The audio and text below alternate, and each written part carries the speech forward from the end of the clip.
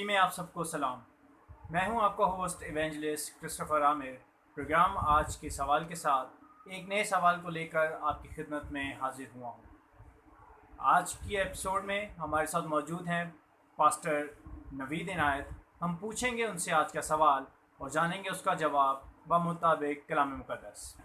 Pastor जी, हम आपको अपने प्रोग्राम में वार्म वेलकम करते हैं। पास्टर जी, आज का हमारा जो सवाल है वो ये है कि मसीही तर्ज अमल के अंदर शुक्रगुजारी किस तरह की होनी चाहिए।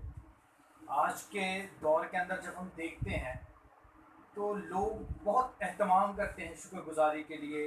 लोगों को अपने अजीज़ों कारब को इनवाइट करते हैं स्पेशली कि आज शुक्रगुजारी की इबादत है तो आप शुक्रगुजारी की इबादत के लिए आइएगा। बस जी, हमारा सवाल ये है बेसिकली कि क्या ऐसा शख्स जिसके पास इस तरह का एहतमाम करने के अखराजात ना हो तो वो शुक्रगुजारी किस तरह से कर सकता है। आप हमें कलाम मुक़द्दस की रोशनी से हमारे देखने और सुनने वालों के लिए मैसेज भी दीजिएगा एक छोटा सा, ताकि उनको भी पता चले कि शुक्रगुजारी मसीही तर्ज अमल के मुताबिक किस तरह की होनी चाहिए। क्रिस्टोफर भाई, सबसे पहले आपका शुक्रिया। और फिर हम बात करते हैं शुक्रगुजारी पे। तो शुक्रगुजारी जो है ये कई किस्मों की होती है। अगर हम अहदे अतीक के अंदर देखते हैं तो शुक्रगुजारी के हमें बहुत सारे तरीके हैं, जिसमें ज़बीहे पेश किए जाते थे शुक्रगुजारी के लिए, और फिर शुक्रगुजारी की कुर्बानी जो है वो गुजरानी जाती थी, और फिर उसके बाद जो है वो शुक्रगुजारी के हदिये जो है वो पेश किए जाते हैं।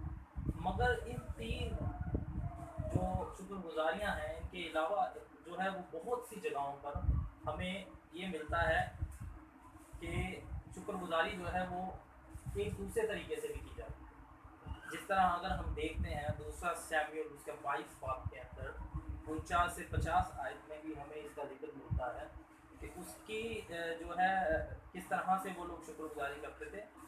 वहाँ लिखा है कि मैं कौमों के दरमियान तेरी शुक्रगुजारी और तेरे नाम की मदद सराई करूँगा।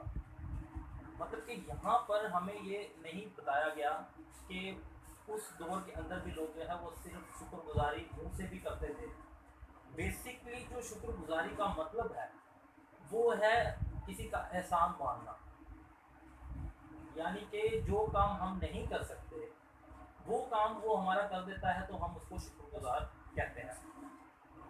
इसी तरह हमें पहले तवारीख, अज़रा, नहमिया और ज़बूर में पेशतर दफ़ा लिखा हुआ मिलता है कि वो लोग शुक्रगुजारी सिर्फ कुछ देकर, कुछ खिलाकर, कुछ बांट कर नहीं करते थे, वैसे भी की जाती थी। जैसे हम देखते हैं कि पहला तवारीख के अंदर उसके 23 बाब की 30 आयत में हमें मिलता है कि लावियों ने अपने बेटों को मखसूस कर रखा था, जो कि क्या करते थे कि लोग जो शुक्रगुजारियाँ और वो वैसे वहाँ पर काम करते थे पूरा हैकल का, और उसके बाद जो उनका काम था वो सुबह और शाम वो वहाँ पर खड़े होकर वो गाकर खुदा की हम्द और सना कर कर वो शुक्रगुजारी किया करते थे। अब ये फिर आगे हम ज़बूर में आते हैं तो ज़बूर के अंदर भी हमें जो है वो 9 बाब की 1 आयत, 35 बाब की 8 आयत, 30 बाब की 4 आयत और फिर 147 बाब की 7 आयत के अंदर ये भी जिक्र मिलता है मुख्तलिफ। और यहाँ पे बड़ा प्रोमिनेंट करके लिखा हुआ है 147 की 7 में ज़बूर में कि मैं गीत गाकर खुदा की शुक्रगुजारी करूँगा। और ज़बूर में हमें ये भी लिखा हुआ मिलता है कि खुदा होंठों का फल और शुक्राने का हदिया था। और फिर अब ये तो था सारा पुराने अहदनामा का कि लोग किस तरह से अपनी शुक्रगुजारी किया करते थे। अब हम आ जाते हैं अहद जदीद के अंदर, और मसीहत के अंदर ये एक थोड़ा सा इंसान का ट्रेंड बन चुका हुआ है कि अगर किसी के पास खाना अरेंज करने के मामला नहीं है तो वो क्या करता है, वो अपने प्रोग्राम को डिले करता है। अभी मेरे पास अफोर्डिंग नहीं है तो मैं बाद में कर लूँगा। तो वो क्या होता है कि वो अपनी जो बरकत होती है उस बरकत को वो आगे ट्रांसफ़र कर देता है। अब खुदा की शुक्रगुजारी करने के लिए ज़रूरी नहीं कि हम जो है वो खाने का इस्तेमाल करें, ठीक है, हमने एहसान मानना है। अब देखिए जैसे हमें अमाल की किताब में हम अगर उसका 24 बाब उसकी 3 आयत पढ़ते हैं तो वहाँ पे हमें एक फेलिक्स नाम के शख्स का जिक्र मिलता है कि रसूल उसकी जो शुक्रगुजारी वो किस तरह कर रहे हैं। वो रसूल उनको कहते हैं कि हम हर तरह और हर जगह कमाल शुक्रगुजारी के साथ तेरा एहसान मानते हैं। उन्होंने उन्हें कोई हदिया नहीं दिया, उनको कोई मतलब कि इनविटेशन पेश नहीं किया, उनको कोई ऐसी चीज़ जो है वो नहीं पेश की, बस उन्होंने उनको मुंह से शुक्र अदा किया कि हम तुम्हारे शुक्र अदा हैं कि तुमने हमारे लिए ये काम किया। इसी तरह जो है हम अगर देखते हैं कि ये जो लोग ये सोचते हैं कि हम हमारे पास पैसे नहीं हैं या हमारे पास ये चीज़ नहीं है, तो वो उस एहतमाम को जो उन्होंने खुदा की दुआ के लिए इबादत में करना होता है और इबादत के ज़रिए से खुदा की शुक्रगुजारी करनी होती है, अपने होंठों से, अपने साफ दिल से। बेसिकली जो मकसद है वो आपका दिल साफ होना चाहिए। आप खाने बना लें, आप हदिये दे दें, मगर अगर आपका दिल साफ नहीं तो वो आपकी शुक्रगुजारी किसी काम की नहीं। अगर आपका दिल साफ है, आप अपने घर में इबादत भी रखते हैं और आप कुछ ना करें, सिर्फ इबादत ही करें अच्छे से, तो उसमें भी आप जो है वो ये खुदा को पसंद आए। अब देखें ये रोमियो उसका 1 बाब 21 आयत में लिखा हुआ है कि इसलिए अगरचा उन्होंने खुदा को तो जाना लेकिन उसकी खुदाई के लायक उसकी तमजीद और शुक्रगुजारी ना की, बल्कि बातिल ख्यालों में पड़ गए। अब ये क्या है कि हम देखें रोमियो के अंदर जो है मुहम्मद में ये बता रहे हैं कि अब हम जानते हैं कि हमारा खुदा जो है वो जिंदा खुदा है, हमारी बातों को सुनता और उसका जवाब देता। मगर अब हमने खुदा की जो तमजीद जो वाकई ही उसके लायक है वो तो हम नहीं कर रहे।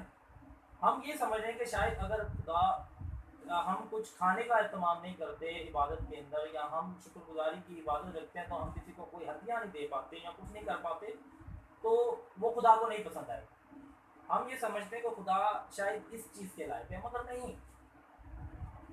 खुदा हमारे दिलों की सच्चाई को कबूल करता है, ठीक है। फिर आगे देखें कि उस तमजीद नहीं की और शुक्रगुजारी भी नहीं की, क्योंकि जब हम ये ध्यान अपने ज़हन में रख लेते हैं कि अब जो है वो हमें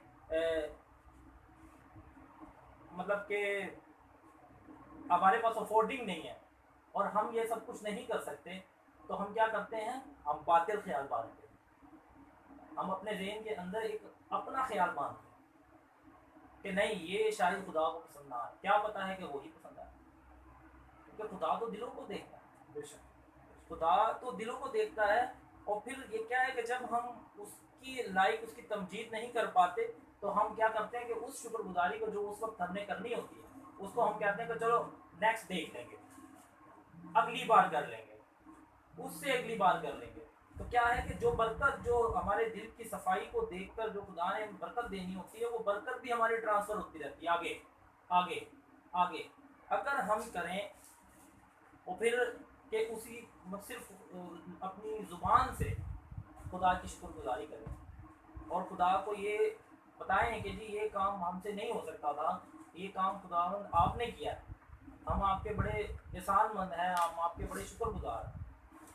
तो ये मेरे ख्याल में ये भी एक बेहतर तरीका है। ज़रूरी नहीं कि अगर मेरे पास नहीं कि मैं कुछ ना बना सकूं तो मैं जो है वो मतलब कि किसी को इनवाइट ही ना करूं। खुदा की उस बरकत को जो पास साहब हमारे घर में लेके आएंगे मैं उसको रोक दूं कि मेरे पास कुछ खिलाने को नहीं, कुछ इस्तेमाल करने को नहीं। तो फिर हम देखते हैं पहला तसनीकियों उसका 5 बाब उसकी 16 से 17 आयत के अंदर लिखा है कि हर वक्त खुश रहो, बिला नागा दुआ करो और हर एक बात में खुदा की शुक्रगुजारी करो, क्योंकि मसीह में तुम्हारे बाबत खुदा की यही मर्जी। अब हमें खुश रहना है और हमें खुश रहकर खुदा की मर्जी को पूरा करो। खुदा की मर्जी क्या है कि शुक्रगुजारी करो, दुआ करो, दुआ के ज़रिए खुदा की शुक्रगुजारी। अगर खुदा को खाना पीना पसंद होता या खुदा को पैसा दौलत ही जो है वो पसंद होता, तो फिर तो ये सब चीज़ें वजूद में ही शायद ना आती। खुदा तो चाहता है कि इंसान खुश रहे और मुंह से ही अगर वो मेरी जो है वो शुक्रगुजारी कर देता है तो ये भी एक बहुत खुदा को पसंदीदा है। अगर किसी के पास खाना पीना या कुछ करने का एहतमाम नहीं, तो वो सिर्फ दुआ करके, खुदा की हम्द व सना करके भी शुक्रगुजारी कर सकता है। तो ये है कि आज हम थोड़े से बातिल ख्याल बांधना शुरू हो जाते हैं, और बस इसी वजह से जो है वो हम अपनी बरकतों को रिसीव नहीं करते। जो बरकतें हमें मिलनी होती हैं वो भी हमारे प्लान के साथ आगे जाती रहती हैं। तो मेरा आज का पैगाम यही है कि अगर कोई शख्स ये समझता है कि मेरे पास नहीं है, अफोर्डिंग नहीं है या कुछ नहीं है, तो वो सिर्फ वैसे भी इबादत करवा के, इबादत करके खुदा की शुक्रगुजारी कर सकता है। पास्टर जी, हम आपके बेहद शुक्रगुजार हैं कि आपने अपने मसरूफ़ औकात में से वक्त निकाल कर इतना खूबसूरत खुदा उनका कलाम हमारे सुनने और देखने वालों तक पहुंचाया।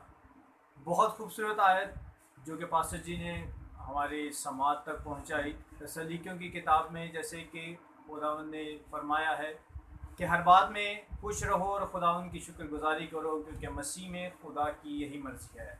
हालेलुया। आप देखने और सुनने वालों से हमारी रिक्वेस्ट है कि काइंडली हमारे प्रोग्राम से मुतल्लिक, हमारे सवालात से मुतल्लिक आपकी जो भी राय होती है प्लीज़ आप कमेंट बॉक्स में लाजमी लिखा करें। उससे हमारी हौसला अफजाई होती है और प्रोग्राम को बेहतर से बेहतर बनाने की भी तरकीब आपके दिए हुए मशवरों से हम तक पहुँचेगी।